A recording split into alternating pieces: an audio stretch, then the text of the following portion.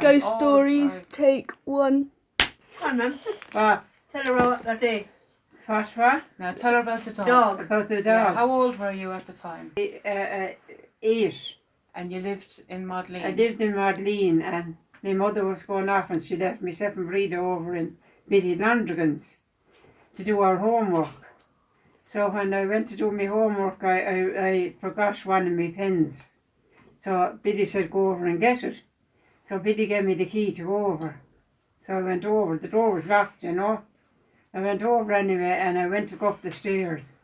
And this big, huge black dog was on the top of the stairs. A huge big lad. And I never saw anything like him before. So anyway, I went to, I said, am I going to go up the stairs or am I not? I said, I won't. Then I was afraid of him, you know. And when I went up one step, and he stood up. So anyway, I ran out, and I shut the door, and I told Biddy. So Biddy said, I'm going over now to see what happened. So Biddy went over. The doors was all shut, and the dog was gone. And he had no way of getting out because all the doors were closed. So he just disappeared. Oof. Oh God, I never forget. And when I told my mother when she came home, she told me where to live off.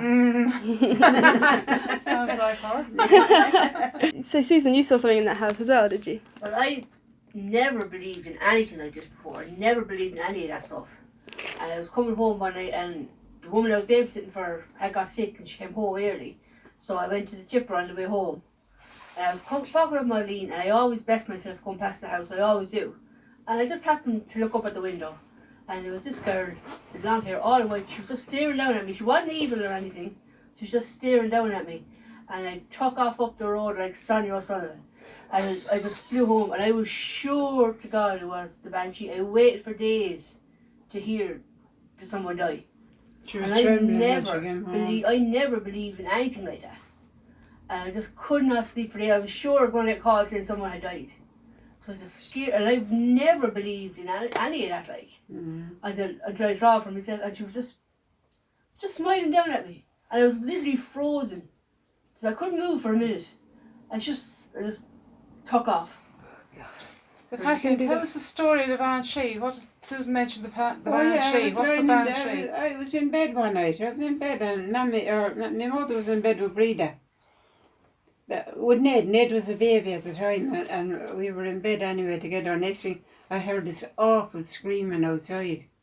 And I said to my mother, what is that? And she said, that's the banshee. So she said, forget about her. So she stopped screaming, you know, she stopped shouting then the banshee.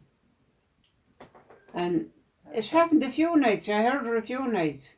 But even years ago, Molly wouldn't even let us go up near the Ra because of the fairy ring. She said, you go near the fairy ring, that's where the banshee is. Yeah. And for years, no one went near it. But apparently where the houses are now in Doonam, around where the fairy ring was, they're the coldest houses ever. They're saying it could be the hottest day of the year, but when you go inside, you're freezing. They're just the coldest houses. My father never believed in ghosts. No. I never believed until that night. But my mother did in her own way.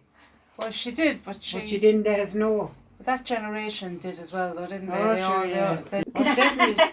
Definitely haunted. Oh, who's this? Definitely. Of the house? Yeah.